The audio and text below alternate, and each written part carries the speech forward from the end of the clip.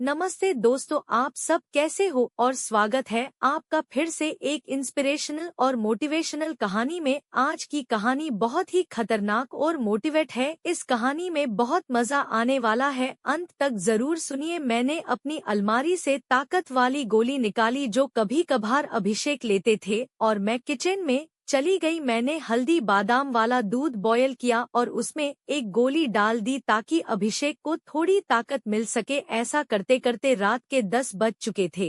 फिर मैंने जल्दी से दूध का गिलास लिया और अभिषेक के कमरे में चली गई। अभिषेक बड़े ध्यान से मेरा इंतजार कर रहे थे। जैसे ही मैं अंदर आई, अभिषेक खड़े हो गए और मुझे देखने लगे। जब वह कुछ नहीं बोला तो मैंने ही पूछ लिया, ऐसे क्या देख रहे हो, बताओ मैं कैसी लग रही हूँ। अभिषेक ने संकोच में कहा, मौसी मन तो ऐसा कर रहा है कि आपको अभी खा जाऊं। मैंने हंसते हुए उसे दूध का गिलास पकड़ा दिया और कहा, मुझे खाने की जरूरत नहीं है, बस तुम इसे पी लो। अभिषेक ने जल्दी से गिलास पकड़ा और एक सांस में दूध पी गया। दूध पीते ही मेरी हाय दोस्तों, तो चलिए आपको जल्दी से शुरू से कहानी सुनाती हूँ। मेरा नाम दीपिका है, मेरी उम्र 28 साल है, लेकिन मेरा दिल हमेशा युवा रहता है और मेरी हाइट लगभग 5 फीट 3 इंच की ऊंचाई के साथ जब मैं साड़ी पहनती हूँ तो जैसे सब कुछ ठहर जाता है। मेरी सुंदर रंगत पर जब सूरज की किरणें पड़ती हैं तो लगता है मानो मैं एक चांदनी रात में घूम रही हूँ। अब बात करते हैं मेरे 21 साल के भतीजे की। जो मेरा हो गया है, उसकी मासूमियत और उत्साह ने मेरे मन में एक हलचल सी मचा दी है। जब वह मेरी तरफ देखता है तो उसकी आंखों में वह खास चमक होती है, जैसे वह किसी खूबसूरत ख्वाब को देख रहा हो। कभी वह मुझसे कहता है, मौसी आज आप सच में बहुत सुंदर लग रही हैं। इसलिए मेरे पति कभी कभी दिन में ही मेरा पूजन कर देते हैं। हम शहर में रहते हैं क्योंकि मेरे पति सरकारी नौकरी करते हैं। मेरी 1 साल की एक बेटी भी है, इसलिए दूध की थैलियां भी बड़ी है। मैं अपने पति का आशीर्वाद समझकर रोज लेती थी। भले ही हमारी शादी को 9 साल हो चुके थे, लेकिन मेरे पति अभी तक मुझे प्यार करते थे। वैसे आम तौर पर उसका का रंग काला ही होता है, लेकिन मैं बहुत साफ सफाई रखती थी और कभी कभार मेकअप भी कर लिया करती थी। पिछले महीने कुछ ऐसा हुआ जिसका हमें बिल्कुल अंदाजा नहीं था। शाम को मेरे पति साहिल घर आ रहे थे। उनके किसी दोस्त की बर्थडे पार्टी थी, इसीलिए दोस्तों ने उन्हें थोड़ी पिला दी थी और वह बाइक से घर लौट रहे थे। आते वक्त उनका एक्सीडेंट हो गया। इस हादसे में उनके एक पैर में फ्रैक्चर हो गया और डॉक्टर ने कहा कि सही होने में कम से कम 6 से 9 महीने लगेंगे। यह सुनकर मेरा मन टूट गया। साहिल का दर्द भले ही शारीरिक था, लेकिन मेरे मन में एक गहरी चिंता का सागर उमड़ आया। जब मैंने उन्हें अस्पताल में देखा, उनकी आंखों में दर्द का साया था। मैंने तुरंत उनके पास जाकर उनका हाथ थाम लिया। इसी वजह से मेरी दीदी और मेरा भतीजा अभिषेक उन्हें संभालने के लिए आए थे। मेरे जीजा जी और दीदी तो वापस चले गए, लेकिन अभिषेक ने साहिल को यहाँ रुकने के लिए कह दिया क्योंकि वह ठीक से खड़े भी नहीं हो पा रहे थे। मुझे ही बाजार से सामान लाने और बाहर के काम करने पड़ते थे, इसीलिए मैंने अपनी बहन को कहकर अभिषेक को कुछ दिन रुकने के लिए बोल दिया। अभिषेक मान गया और बहुत खुश हो गया। अभिषेक मेरे कान तक ही आता था, शरीर भी ठीक ठाक था और रंग भी सामान्य था। अभिषेक ज्यादा बिगड़े किस्म का लड़का नहीं लग रहा था और मैं भी खुश थी कि कोई तो आया जो मेरी मदद कर सके। आज अभिषेक मुझसे थोड़ा थोड़ा शर्मा रहा था क्योंकि वह शादी के बाद मुझसे पहली बार मिला था। रात को जब मैं साहिल को खाना खिला रही थी तब अभिषेक भी हमारे पास बैठा था। फिर अभिषेक अपने कमरे में जाकर समय पर सो गया था। साहिल के चेहरे पर थोड़ी राहत थी, लेकिन वह अभी भी दर्द में था। तभी मेरी अंदर की भावनाएं बाहर निकल पड़ी। मैंने साहिल के पास बैठकर कहा, वह भी क्या दिन थे जब आप रोजाना भूत मारा करते थे। साहिल यह सुनकर मुस्कुराने लगे। क्या हो गया मेरी रानी, आज तो पूरी मजे में लग रही हो। मैंने कहा, नहीं जी, आपको तो मजाक लग रहा है और इधर मेरी बुरी हालत हो रखा है। सच बताओ तो इस भूत ने मेरा बुरा हाल कर दिया है। मेरे पति बोले, मैं तुम्हारा दर्द समझता हूँ दीपिका, मेरा भी बहुत मन करता है, लेकिन क्या करूं, मैं तो ठीक से खड़ा भी नहीं हो सकता। बस थोड़े दिन और निकाल दो, फिर देखना मैं इस भूत का क्या हाल करता हूं। तभी मैंने कहा, थोड़े दिन नहीं, पूरे 6 महीने बाकी है प्लास। डर उतरने में, और मेरा तो 1 महीने में ही यह हाल हो गया। पता नहीं आगे के दिन कैसे करेंगे। मेरे पति मेरी उदासी दूर करने के लिए बोले चलो वो नहीं तो कम से दूध ही पिला दो, डॉक्टर ने भी कहा है। तभी मैंने हंसते हुए कहा आपके नसीब में तो वह भी नहीं है क्योंकि आपकी बिटिया रानी ने पी लिया है। हम दोनों जोर जोर से हंसने लगे। मेरे पति मुझे खुश रखने की पूरी कोशिश करते थे, लेकिन मैं क्या करूं, सब बेकार था। थोड़ी देर बाद साहिल सो गए क्योंकि उनकी दवाइयों में नींद की गोलियां भी थी, लेकिन मुझे नींद कहाँ आ रही थी, इसीलिए मैं खड़ी होकर अभिषेक को देखने चली गई कि वह सोया है या नहीं। लेकिन अभिषेक अभी तक जाग रहा था और मोबाइल देख रहा था। मैंने उसके कमरे में जाकर कहा क्या हुआ अभिषेक, 11 बज चुके हैं और तुम अभी तक नहीं सोए, लगता है तुम्हारे मन नहीं लग रहा है। अभिषेक उठकर बैठ गया और बोला नहीं मौसी ऐसी बात नहीं है बस यूं ही फोन देखते देखते लेट हो गया। फिर अभिषेक ने पूछा मौसी आप भी तो नहीं सोई। मैंने कहा मुझे तो आजकल नींद ही नहीं आती। अभिषेक ने पूछा क्यों, क्या बात हो गई। मैंने हंसते हुए कहा नहीं नहीं, वह मैं तुम्हें नहीं बता सकती। जब तुम हारी शादी होगी तो तुम्हें खुद ही पता चल जाएगा। मेरे मुंह से ऐसा सुनते ही अभिषेक ने अपनी नजरें नीचे झुका ली और अंदर ही अंदर मुस्कुराने लगा। तभी मैंने कहा अरे तुम तो इतनी सी बात पर शर्मा गए। अच्छा बताओ अभी तक कोई लड़की पटाई है या नहीं। अभिषेक कुछ नहीं बोला, उसे अभी भी शर्मा रही थी। तभी मैंने उसका हाथ पकड़ा और कहा अरे पागल अपनी मौसी से इतना मत शर्माओ। वह धीरे से बोला मौसी सच बताओ तो ऐसी बातें मैंने अभी तक अपने दोस्तों से भी नहीं की है। मैंने कहा अच्छा तो मुझे अपना दोस्त ही समझ लो ना, क्योंकि मुझे ऐसी बातें करने में बहुत मजा आता है। अभिषेक ने कहा हाँ मौसी एक थी, लेकिन उसने अभी मेरे से दोस्ती तोड़ दी है। मैंने पूछा तुमने उसकी पिटाई तो कर दी होगी ना। अभिषेक बोला नहीं मौसी सच बताऊं तो मैंने उसे ढंग से टच भी नहीं था। मैंने मुंह बनाते हुए कहा तुम तो बड़े भोले हो अभिषेक, चलो कोई बात नहीं, अब तुम मेरे पास आ गए हो तो मैं तुम्हें सब सिखा दूंगी।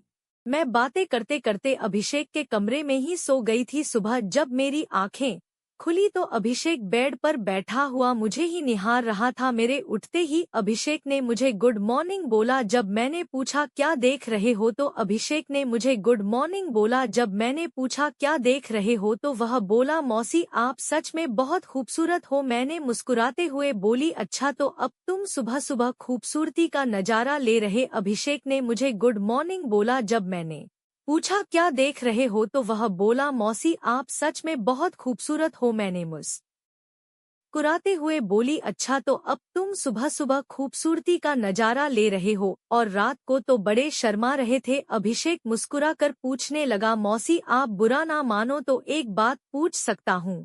मैंने कहा अरे पागल मैं क्यों बुरा मानूंगी, पूछो क्या पूछना है। अभिषेक मुझसे कहने लगा मौसी सच सच बताना आप जो 2.5 किलो के वजन अपने पास लिए घूमती हो आपको भारी नहीं लगता क्या। उसकी यह बात सुनकर मेरी हंसी छूट गई। इसके बाद अभिषेक मुझसे काफी खुल गया था और अब वह मुझसे ज्यादा शर्म नहीं करता था। इससे मैं भी बहुत खुश थी क्योंकि अब मेरा भी समय अच्छे से कटने लगा था। अभिषेक को आए हुए 11 से 13 दिन बीत चुके थे और वह मुझसे काफी घुल-मिल गया था। वह बाहर के सारे काम कर देता, बाजार से सामान ले आता और अपने चाचा को भी घुमा देता। मेरी तो बहुत सेवा करने लगा था। शाम को मेरा सर भी दबा देता और कभी-कभी मेरे शरीर को भी आराम देता। लेकिन मेरी फरमाइश दिनों-दिन बढ़ रही थी और मेरे पति की हालत अब भी वैसी ही थी। अब सब कुछ मेरी बर्दाश्त के बाहर हो चुका था। मैंने सोचा कि अब तो अभिषेक ही है जो मेरी हेल्प कर सकता है। वैसे मेरे पड़ोस में भी 3 लड़के रहते थे जो स्टडी करते थे। वे भी मुझे देखते थे। जब भी मैं छत पर बाल सुखाने या कपड़े सुखाने जाती तो वे मुझे ही देखते और पहले तो मैंने सोचा कि उनमें से एक को पकड़ लूं ताकि कुछ समय के लिए काम चल जाए। लेकिन फिर मैंने सोचा कि मैं इस घर की इज्जत हूं और कल को पता नहीं इनमें से कौन मुझे या मेरे पति को बदनाम कर दे, इसीलिए मैंने उन्हें भाव नहीं दिया। लेकिन अभिषेक तो घर का ही है, इसीलिए मैंने सोच लिया कि वही मेरी हेल्प कर सकता है। आज मैंने पक्का प्लान बना लिया कि आज अभिषेक हेल्प ले ही लूंगी। उसके बाद मैं रसोई में खाना बनाने चली। गई। जैसे ही अभिषेक नहाकर फ्रेश होने के बाद रसोई में आया, मैंने दूध निकालने का बहाना बना दिया। मैं रसोई घर में ही लोटे से दूध निकाल रही थी। मेरी बेटी अभी नानी के घर गई हुई थी, क्योंकि घर में उसे संभालने वाला कोई नहीं था, इसलिए अब बाकी का दूध निकालना पड़ता था। और घर में मेरे पति और अभिषेक के अलावा कोई नहीं था, तो मुझे डर भी नहीं था। जैसे ही अभिषेक अंदर आया, वह मुझे देखकर एकदम घबरा गया और कहने लगा, सॉरी मौसी, मुझे माफ कर दो, मैंने देखा नहीं, और बाहर जाने लगा। तभी मैंने उसे रोक लिया। अरे अभिषेक, क्या हुआ? कोई बात नहीं, अंदर आ जाओ, अभिषेक बोला। अरे मौसी, ऐसे में अंदर कैसे आऊं? मैंने कहा ऐसे वैसे मत करो और जल्दी से आकर मेरी मदद करो। अभिषेक का मन भी कर रहा था, लेकिन मैं उसकी मौसी थी, इसीलिए वह थोड़ा अनकंफर्ट फील कर रहा था। फिर मैंने उसे कहा, अरे इतना क्या शर्मा रहे हो, अब जल्दी से आओ और मेरी मदद करो। धीरे धीरे अभिषेक रसोई में आ गया और पास आकर खड़ा हो गया। वह मुझे देखता ही रह गया। तभी मैंने कहा, ऐसे क्या घूर रहे हो? क्या तुमने आज तक नहीं देखा? अभिषेक बोला, माँ कसम मौसी, मैं आपको बता नहीं सकता कि मुझे कैसा लग रहा है। बहुत ही अच्छा है मौसी। मैंने कहा, तारीफें करना छोड़ो और यहाँ मेरी मदद करो। तभी अभिषेक बोला, मौसी मुझे नहीं आता, कैसे करना है? तो मैंने कहा, अरे बुद्ध, इसमें कुछ नहीं करना, यह लो पकड़ो और बस धीरे धीरे निकलो। थोड़ी देर बाद जब अभिषेक के हेल्प में हाथ तेज होने लगे, तो मैंने सोचा कि अब मेरा आगे झुककर सही से काम करने का समय है। मगर जैसे ही मैं झुकने लगी तो देखा कि अभिषेक का काम तो पहले ही थम चुका है। उसे देखकर मेरा मन बहुत उदास हुआ, लेकिन फिर भी मेरी हंसी निकल ही पड़ी। मैंने नाराजगी से अभिषेक को मारते हुए कहा, यह क्या किया पागल, तुमने तो शुरू होने से पहले ही खत्म कर दिया। इसके बाद जैसे ही अभिषेक का नशा उतरा, उसने हड़बड़ा हुए कहा, सॉरी मौसी सॉरी, वो मैंने ऐसा काम पहले कभी नहीं किया, इसलिए मुझसे ऐसा हो गया। मैं अभी जाकर साफ करके आता हूँ। और उसने मेरी एक भी बात नहीं सुनी और तुरंत रसोई में से चला गया। मैंने भी उसे ज्यादा रोकने की कोशिश नहीं की, क्योंकि मैं समझ चुकी थी कि यह उसके लिए इतना आसान नहीं होगा। इस चक्कर में आज खाना भी लेट हो गया था, इसलिए मैंने जल्दी से खाना तैयार किया और साहिल को कमरे में देने के लिए चली गई। साहिल भी बैठे बैठे खाने का इंतजार कर रहे थे। साहिल बिल्कुल सीधे साधे और सरल स्वभाव वाले आदमी हैं। वह मेरी बहुत चिंता करते हैं। जब मैं उनके लिए खाना लेकर गई तो पूरा पसीने से भीगी हुई थी। मुझे देखकर वह बोले, इतनी जल्दबाजी क्यों करती हो दीपिका, धीरे धीरे काम कर लिया करो ना, देखो तुमने अपना क्या हाल बना लिया है। तब मैंने उन्हें छेड़ते हुए कहा, यह तो कुछ भी नहीं है, जब तुम काम करते हो तो मेरा इससे भी बुरा हाल हो जाता है, और तब तो मैं तुम्हें रुकने के लिए भी कहती हूँ, लेकिन तुम तो नो कहकर काम की स्पीड को दुगना कर देते हो। मेरे मुंह से ऐसा सुनकर मेरे पति मुस्कुराने लगे। तुम भी ना दीपिका, कहाँ की बात कहाँ ले जाती हो। इसके बाद साहिल ने खाना खा लिया और मैंने उन्हें दवाई भी दे दी। दवाई लेने के बाद उन्हें नींद आ गई और वह आराम करने लगे। मैं भी काफी थक चुकी थी, इसलिए मैं नहा धोकर फ्रेश हो गई। इसके बाद मैं अभिषेक के कमरे में उसे देखने के लिए, तो वह भी सो चुका था। फिर मैं भी आकर आराम करने लगी। शाम को जब मैं अभिषेक को चाय देने गई तो वह बैठा फोन चला रहा था। मुझे देखकर उसके चेहरे पर मुस्कान आ गई। मैं थी, उसे देखकर मैं हंसने लगी और मैंने उससे पूछ लिया, क्या बात है अभिषेक, आज तो तुम काफी ढीले ढाले से लग रहे हो। अभिषेक बोला, बह मैंने पहली बार किया था। इसके बाद मैंने अभिषेक को चाय पकड़ा दी और उसके साथ बैठकर पीने लगी। हम दोनों बातें करने लगे। आज अभिषेक के मुंह से मेरे लिए तो फूल ही झड़ रहे थे। वह बस मेरी तारीफें ही करता जा रहा था। मौसी आप बहुत अच्छी हो, मैं तो सोच रही हूँ कि सारी उम्र आपके ही घर रहूं। इन 13 दिनों में मुझे और स्वर्ग जैसा महसूस होने लगा है, और ऊपर से आपकी खूबसूरती। मैंने मुस्कुराते हुए कहा, आज तो तुम्हारे मुंह से सिर्फ तारीफें ही निकल रही हैं, लगता है। अभिषेक मेरा हाथ पकड़कर बोला, आप सही कह रही हैं मौसी, अब आपको भी मेरे काम में मेरी मदद करनी होगी। अब तो आपको मेरी बात माननी ही होगी।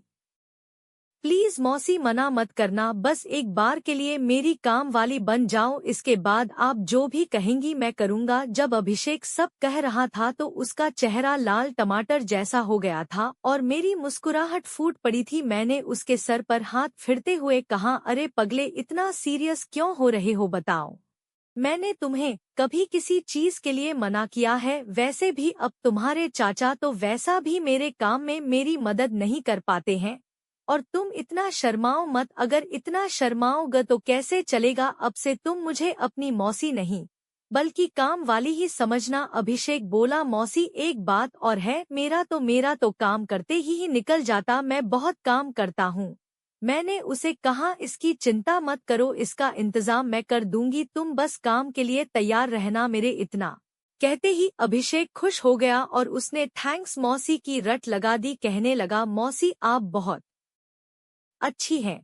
इसके बाद मैं चली गई क्योंकि शाम हो रही थी और मुझे साहिल को नहलाना भी था। जब साहिल जी नहा लिए तो अभिषेक उन्हें बाहर टहलाने ले गया। इसके बाद मैंने जल्दी जल्दी सारा काम किया और उनके आने तक खाना भी तैयार कर दिया। आते ही अभिषेक ने हाथ पैर धोए और खाना खाने के लिए बैठ गए। इतने में 9 बज चुके थे और साहिल की दवाइयों का समय हो रहा था, इसीलिए मैं उन्हें कमरे में ले गई और दवाइयाँ दे दी। साहिल की मेडिसिन में नींद की गोलियां भी थी ताकि उन्हें ज्यादा दर्द ना हो और आसानी से नींद आ जाए। साहिल दवाइयां लेकर जल दी ही सो गए। मैं उनका सर दबा रही थी। जैसे ही मुझे पता चला कि साहिल सो चुके हैं, मैं नहाने चली गई। नहाकर मैंने रेड कलर की साड़ी पहनी, बालों का जुड़ा बना लिया और महक के लिए परफ्यूम भी लगा लिया। वैसे तो मैं मेकअप कभी कभार ही करती हूँ, लेकिन आज थोड़ा थोड़ा कर ही लिया ताकि चेहरा ब्लश करे। पूरी तरह से तैयार होने के बाद मैंने अपनी अलमारी से ताकत वाली गोली निकाली जो कभी कभार साहिल लेते थे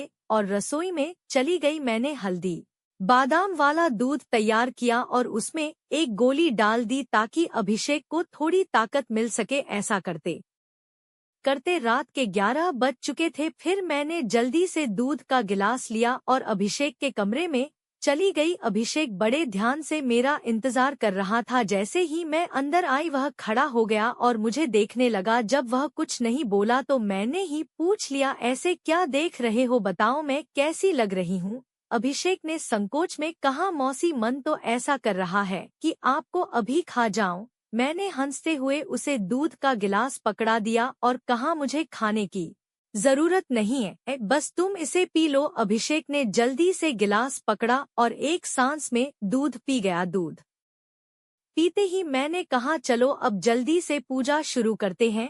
अभिषेक ने जवाब दिया, मौसी पूजा तो शुरू कर दूंगा, लेकिन आप दिए में तेल डालोगी या फिर सीधे ही पूजा करवाओगी। मैंने मुस्कुराते हुए कहा, तुम मेरी चिंता मत करो, मैं पहले से ही तेल डालकर आई हूँ।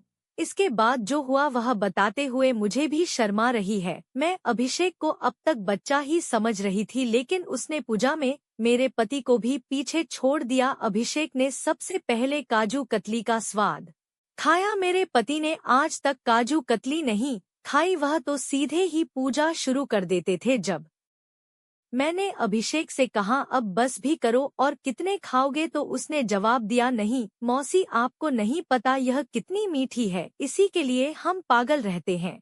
यह अभिषेक की पहली पूजा थी, इसीलिए वह आधे घंटे से ज्यादा नहीं कर पाया। मैं तो ज्यादा नहीं थकी, लेकिन अभिषेक पसीने पसीने हो चुका था। मुझे भी 2 महीने बाद पूजन का काम मिल रहा था तो मैं भी बहुत खुश थी। इसके बाद अभिषेक थक चुका था और आराम करने लगा। मैं भी वहीं पर थी। जब मैंने उससे पूछा, कैसा लगा फर्स्ट टाइम पूजा करके, तो अभिषेक ने जवाब दिया, मौसी सच कहूँ तो ऐसा लगा जैसे जिंदगी के सारे सुख एक साथ मिल गए, या कहूँ तो दुनिया की सबसे अच्छी मौसी हो। फिर हम बातें करते करते सो गए। सुबह जब मैं उठी तो बिल्कुल फ्रेश महसूस कर रही थी। मैंने उठकर चाय नाश्ता बना लिया और साहिल को दे आई। इसके बाद मैं अभिषेक को भी चाय देने के लिए उसके कमरे में गई। वह भी उठ चुका था। चाय लेकर उसने मुझसे पूछा, मौसी मुझे डर लग रहा है, कहीं हमने कुछ गलत पूजा तो नहीं कर ली। मुझे लगा कि शायद अभिषेक को पछतावा हो रहा है। मैंने उसे समझाते हुए कहा, अभिषेक तुम ऐसा बिल्कुल मत सोचो।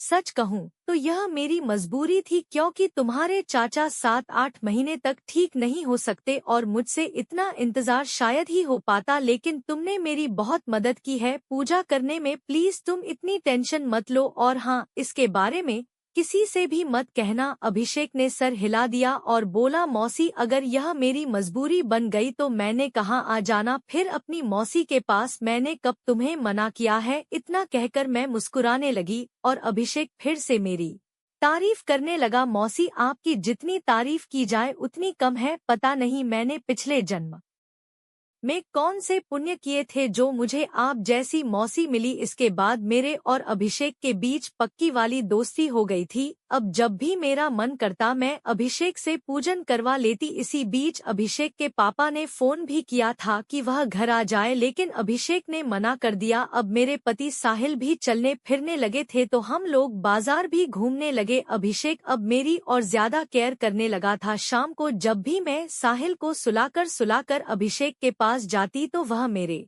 पैर दबाता, कमर की मालिश करता और सर भी दबाता। मैं अभिषेक से कहा भी करती थी कि मेरे लिए इतना काम करने की जरूरत नहीं है, लेकिन वह नहीं मानता और कहता, चुप रहो मौसी, आप सारा दिन काम करती हो इसीलिए थक जाती हो, तो इतना तो मुझे भी करने दो। दोस्तों, शायद आप लोगों को मैं बिल्कुल भी पसंद ना आऊं क्योंकि मैंने इसके रिश्ते को खराब किया है, लेकिन सच कहूं तो मैं भी ऐसा करना नहीं चाहती थी, लेकिन भावनाओं में सब कुछ हो गया। इसलिए प्लीज आप लोग समझने की कोशिश करना और मेरी कहानी को सुनकर भावनाओं में मत बह जाना, क्योंकि सच में यह गलत बात होती है। तो मेरे खातिर कमेंट में एक प्रॉमिस जरूर करके जाइए कि आप लोग अपने जीवन में ऐसा कभी नहीं करेंगे। स्टोरी की शिक्षा, यह कहानी हमें कई महत्वपूर्ण सबक देती है जो हमारे जीवन में काम आ सकते हैं।